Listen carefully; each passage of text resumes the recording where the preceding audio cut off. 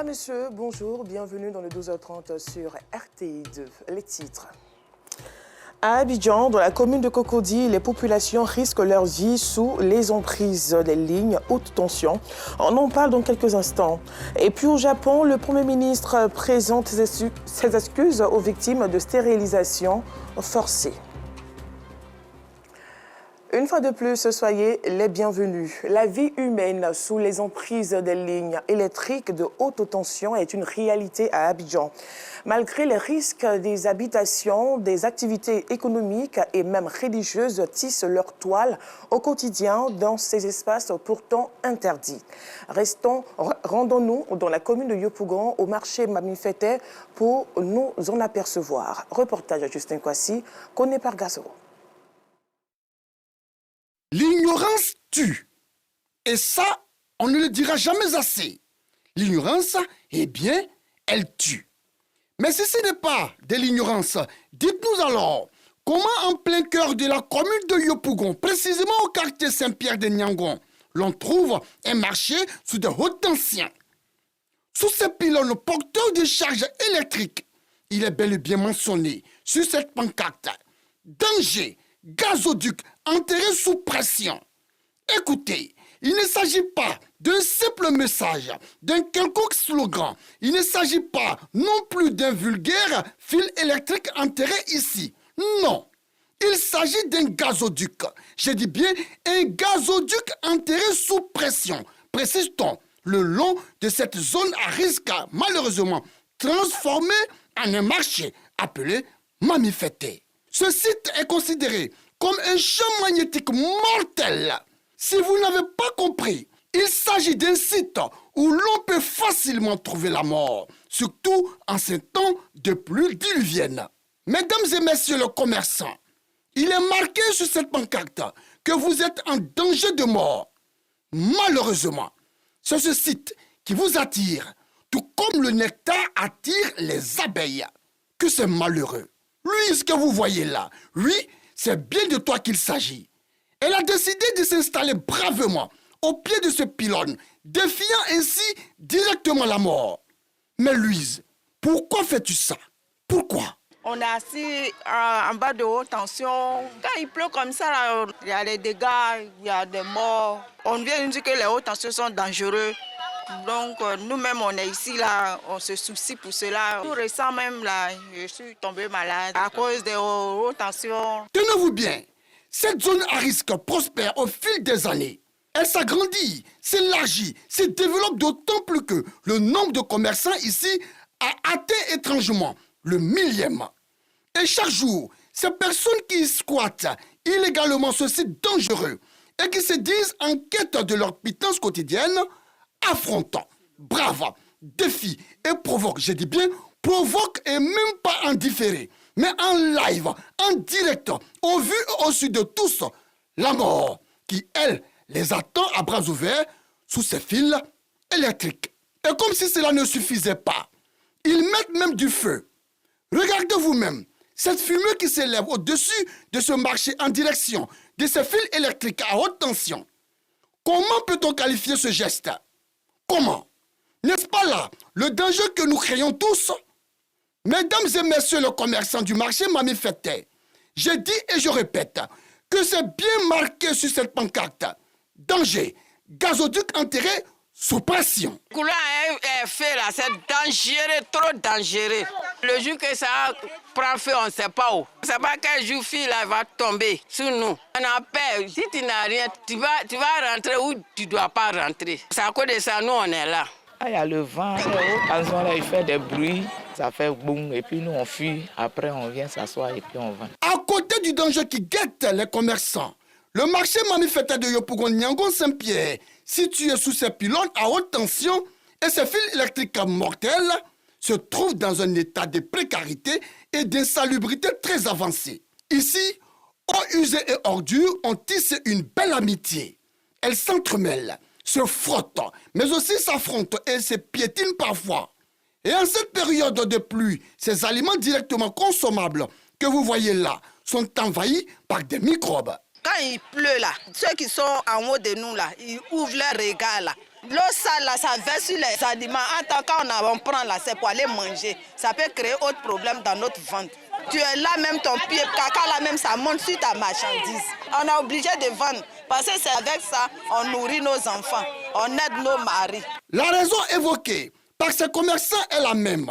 Toujours le même disque, toujours le même refrain, toujours la même chanson. L'absence de lieu propice pour mener aisément leurs activités commerciales.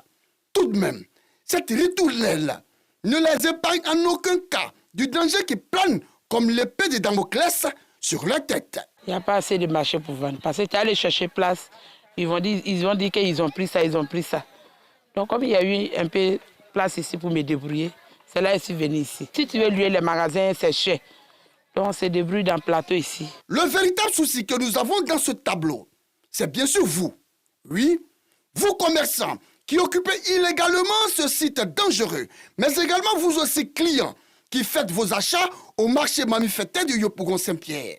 Qu'est-ce que ça vous dit de voir ces aliments qui traînent, nagent, pataugent et qui sont confondus et fondus dans cette boue sale, malpropre, dégueulasse et malsaine?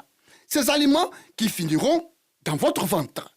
Mais pourquoi obstinez-vous à faire vos achats dans ce dépotoir d'ordures à ciel ouvert et de surcroît sous ces hautes tensions électriques? Pourquoi? C'est fort de cela que nous disons haut et fort que l'ignorance tue. Et puis, de toutes les façons, qu'ils s'assemblent, se ressemblent. Et seuls les oiseaux du même plumage volent ensemble, dit l'adage. C'est un marché qui est un peu moins cher. Tout le monde peut avoir un petit quelque chose dedans. Même si tu as ton 500, tu gagnes un peu pour manger. Ici, un peu moins cher que plus que ce que j'ai. C'est pourquoi ils quittent là-bas pour venir payer ici. C'est l'eau là qui nous fatigue. Puisque le caniveau est derrière nous, mais l'eau là passe pas là-bas. C'est dans le marché que l'eau là passe. Mesdames et messieurs, si vous avez un tant soit peu douté de l'existence d'un tel marché dans la capitale économique, dans le district autonome d'Abidjan, eh bien, le constat est bien réel et vous êtes bien servi avec ce marché engouffré dans cette décharge à ciel ouvert. Une situation qui ne meurt personne, n'affecte personne, ne dérange personne, n'interpelle personne. Que c'est dommage. Vu le danger réel et imminent dû à la présence de gazoducs auxquels ces commerçants exposent leur vie et celle de leurs clients, vu l'insalubrité exagérée dans ce marché Mamifété de Yopougon-Saint-Pierre, un gigantesque carton rouge est adressé à tous les commerçants de ce soi-disant marché. Un énorme carton rouge est également adressé aux autorités municipales de la commune de Yopougon qui ne font rien, absolument rien pour dégager ces commerçants sous ces hautes tensions électriques en ces temps de forte pluie.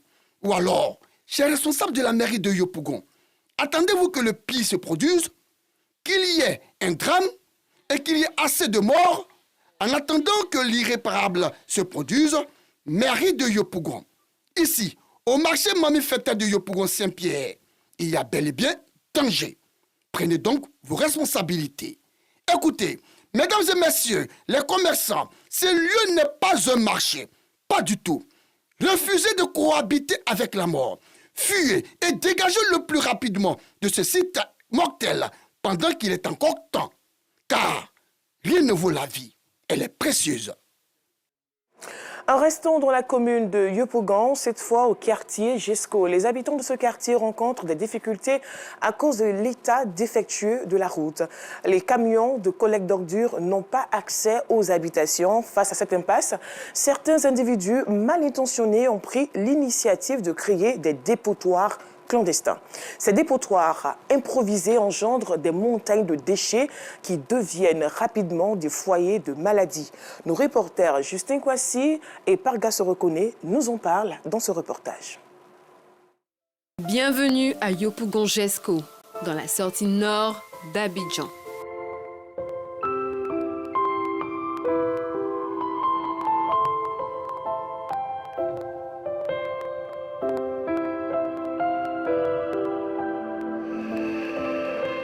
Accéder à ce quartier est un véritable parcours du combattant du fait de l'état de dégradation de la voie avec son lot de boue et de déchets. Le quartier était toujours comme ça depuis que je suis arrivée ici. J'ai grandi même ici. J'ai fait l'école primaire ici. Pour qu'un taxi rentre, il faut négocier, il faut demander beaucoup pardon avant qu'il va rentrer. Y a pas, quand tu dis GESCO, il n'y a pas de route à GESCO, donc on n'arrive pas là-bas. Soit on te laisse devant la gendarmerie, soit on te laisse souvent au rond-point. Puis tu es obligé de marcher. Donc quand tu es malade, c'est encore plus difficile. Chaque matin, les habitants du quartier de GESCO se transforment en de véritables athlètes pour se rendre au travail ou pour venir y travailler. C'est le cas de Élisée Nyanko, qui exerce l'activité de livreur. La route est très dégradée. En tout cas, l'accès ici est très difficile. Tous les jours, quand on vient là, on lutte pour rentrer comme pour sortir. Un jour, moi, ici, il pleuvait et puis la moto est tombée. Tout ici était inondé, on ne pouvait pas passer.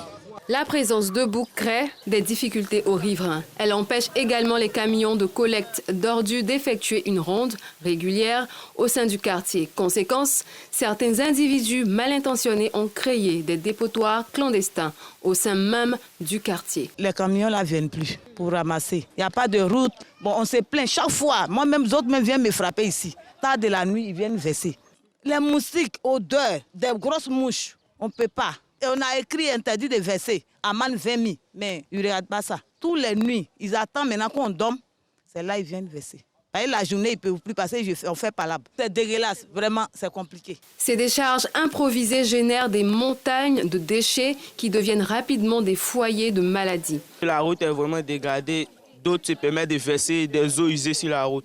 Ça occasionne des moustiques qui entraînent le paludisme. L'absence de voirie dans ce quartier n'est pas seulement une question d'infrastructure, mais un véritable enjeu de santé publique. Il est impératif de trouver des solutions durables pour éviter que la situation ne se dégrade davantage et garantir un environnement sain pour les résidents. Ça fait près de 15 ans que j'habite ici.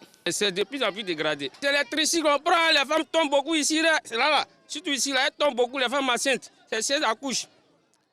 Femmes enceintes pour sortir pour aller accoucher, il y a un problème. On marche ici sur des kilomètres avant d'aller au marché. Il y a trop de problèmes. Regardez l'état de la route. Regardez. Les eaux usées. Partout ça coule. C'est pas bon? Toujours maladie pour les enfants. Choléra, il y a tout. Actuellement, c'est temps de saison de pluie. Paludisme, ça va les tuer. Dans l'attente d'une intervention salvatrice, les habitants de ce quartier espèrent que le cri de détresse sera entendu avant que la situation ne devienne totalement insoutenable. Un reportage plutôt commenté par notre reporter Bienvenue Kwao. Dans la commune de Cocody existent aux abords de la lagune ébriée des espaces qui permettent de passer du bon temps au contact de l'air frais. Des variétés de mets et d'autres articles sont proposés pour le bonheur des visiteurs et clients. Aïcha Guiri et Dofofana nous ont dit davantage. Les abords de la lagune sont des zones attractives, généralement dédiées aux espaces de détente, comme les hôtels et les restaurants. Ici, ce sont des mets africains qui sont proposés aux clients. Mais la saison des pluies met à mal le service selon les commerçants. Cette période, en tout cas, souvent ça marche pas. Les clients n'arrivent pas à venir à cause de la pluie. Les livraisons aussi, ça fatigue nos livreurs, mais on arrive à faire avec. On tient le coup en tout cas. Les clients sont très satisfaits, voilà, parce que le poulet est bien cuit avec l'accompagnement, l'assaisonnement, tout ça. En tout cas, bon, ceux qui arrivent à se plaindre ne sont pas trop, voilà, c'est des petits trucs seulement, sinon ça va. Notre commerce se passe très bien. Avec les clients, ça va bien, il n'y a pas de problème. C'était le mois passé, il y a eu un peu de difficultés. Vu la saison pluvieuse, il y a eu une différence. La nourriture ne marchait même plus. Quand on prend 3 cartons, souvent on peut prendre 3 et 4 cartons, ça finit. Mais maintenant, quand la pluie a commencé, vu la pluie, en tout cas, tout ralentissait. Ça ralentissait, ça ne marchait plus. Les frais que dégage cet espace situé au bord de la lagune attirent de nombreux visiteurs. Il permet également aux clients de se régaler dans une atmosphère conviviale. Le cadre est bien. Il y a la lagune, donc ça fait qu'il y a le vent, c'est frais. La nourriture est bonne, il y a beaucoup de nourriture, c'est varié. Voilà. Il y a un peu de tout. J'ai l'habitude de venir ici. Voilà, ici, on trouve quand même les bons repas. En tout cas, on est habitué ici, quoi. Le cadre est beau. Voilà, on aime bien le plein air, le paysage. Et tout est bon dans l'ensemble, le service, la nourriture, la boisson. L'accueil est très bon. Je conseille aux personnes qui ne fréquentent pas cet endroit de passer faire un tour ici. On a la lagune qui est à côté, qui nous apporte de l'air frais, on a la bonne nourriture. que vous pouvez venir goûter aussi. En tout cas, le cadre est bon. Malgré les intempéries, les commerçants mettent tout en œuvre pour satisfaire la clientèle et les visiteurs avec leurs services aussi différents que variés. En 2023, un rapport du ministère de la Famille, de la Femme et de l'Enfant révèle plus de 8000 cas de violence basés sur le genre. Dès la publication du dit rapport, les associations de féministes dénoncent ce nombre qui est en dessous de la réalité. Aujourd'hui, la Ligue ivoirienne des droits de femmes fait un plaidoyer pour une harmonisation de la plateforme de collecte de données afin de produire des résultats plus proches de la réalité. Et pour terminer, le Premier ministre japonais Fumio Kishida a présenté ses excuses aux victimes d'une loi hygiéniste aujourd'hui caduque qui a conduit à la stérilisation forcée de milliers de personnes dans l'archipel nippon entre 1948 et 1996. Environ 16 500 personnes ont été stérilisées de force en vertu de la loi. La Cour suprême japonaise avait jugé début juillet que cette loi était inconstitutionnel et qu'un délai de prescription de 20 ans ne pouvait pas être appliqué pour les demandes d'indemnisation des victimes.